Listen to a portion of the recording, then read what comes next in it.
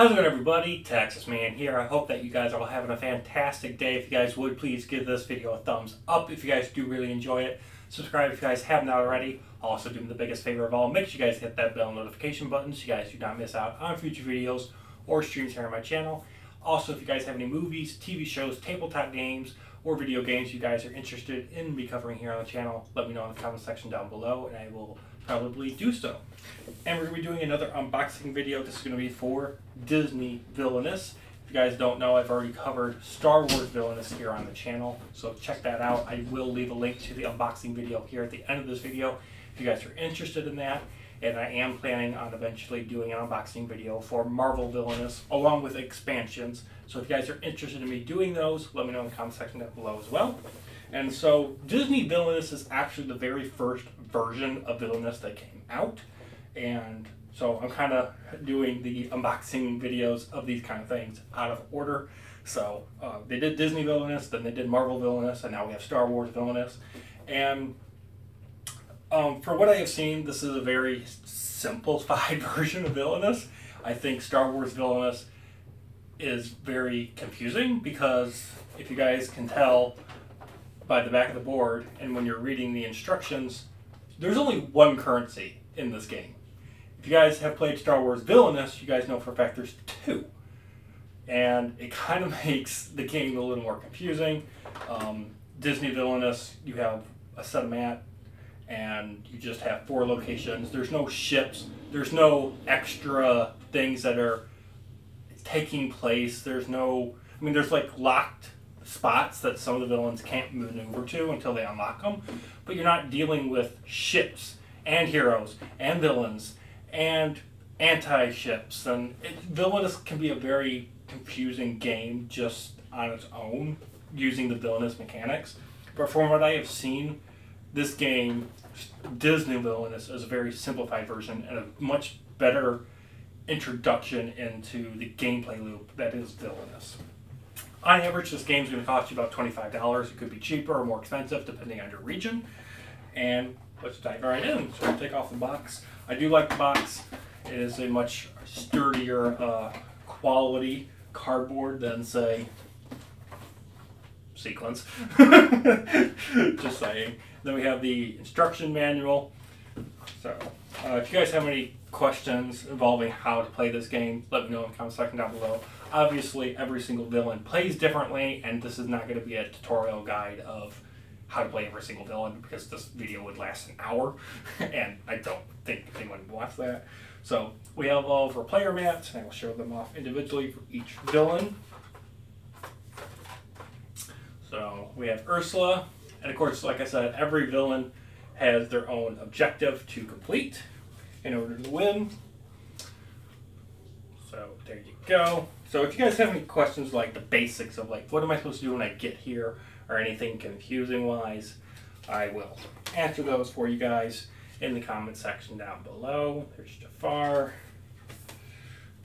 Captain Hook. There are expansions for this game, so if you guys are like really digging this game, you guys are like, oh, well, I really like this game. Are there expansions? There's tons of expansions, and they just literally came out recently with a Star Wars Villainous expansion, which I definitely am going to be doing an unboxing video for, just because I like Star Wars Villainous as the concept. And then every single villain gets their own set of cards. So they get their draw deck and they get their fate deck. So I'm just going to show off some cards right here really quick. This is for Prince John. So very nice. I love the artwork on the cards. The artwork on the cards is always a lot of fun, in my opinion, to just look at. I mean, you don't even have to play the game. Just look at the cards. You're just like, they put so much love and effort and detail into the cards, in my opinion. So let's see who's next. We've got Queen of Hearts. What's really fun is like you can play this with people that have never like watched any of these movies, and you can still enjoy it. Obviously, you're gonna have a much better time playing the game when you understand the source material. Who's next? We got Maleficent. One of my this when she turned into a dragon when I was younger, yeah, this. That scene in the movie scared me.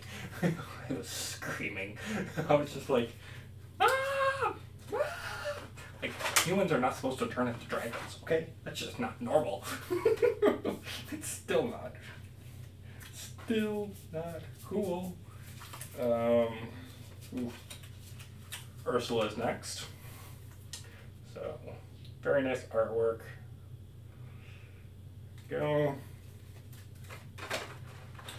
So you have your normal draw deck, and then you have your fate deck.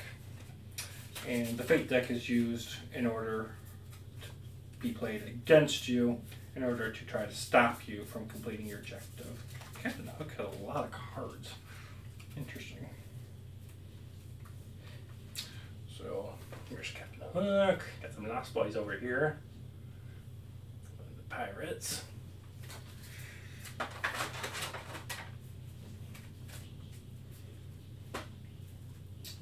And then last we have Jafar. And I like the fact that, this is, unlike Star Wars Villainous, this game can be played 2 to 6 players.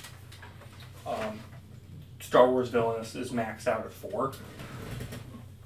And that's just because of, unfortunately, the limitations they put on themselves, and the fact that you have 2 different currencies and they don't give you enough currency as it is for 4 people.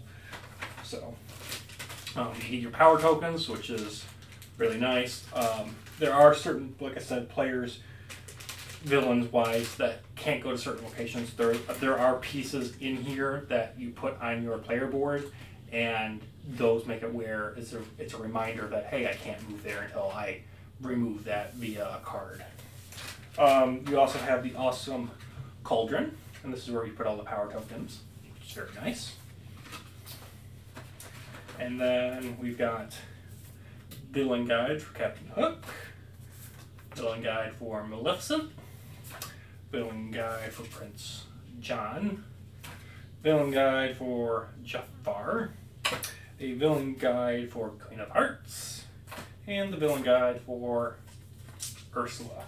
I will be honest with you guys, I think Prince John is the most boring out of all 6 of these villains. I never thought of him to be a true villain. And then you have all these little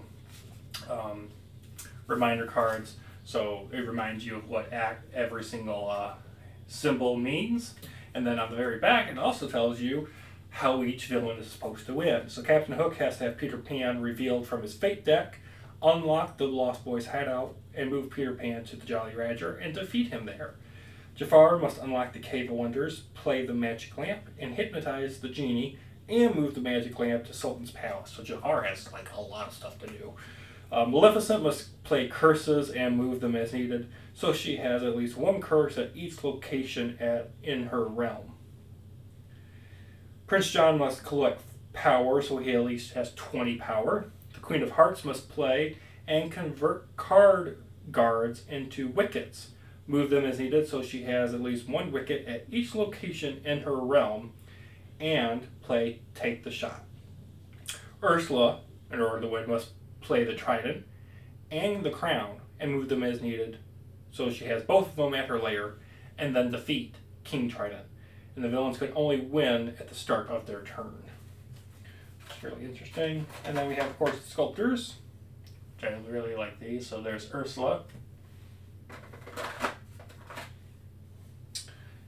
Maleficent,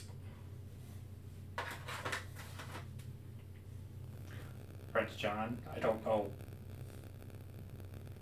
why this is supposed to represent Prince John, but it does. It's kind of weird.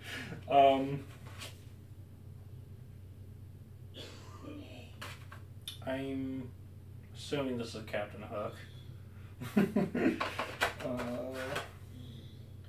This is probably Jafar, my guess. And then last but not least, the Queen of Hearts. She literally looked like a lollipop candy that I would go, oh. So that is it. If you guys have any questions or comments of anything specific you guys need in terms of help to play the game, let me know in the comment section down below, and I will get back to you guys as soon as possible. Thank you guys for watching. Hope you guys enjoyed. Bye, guys.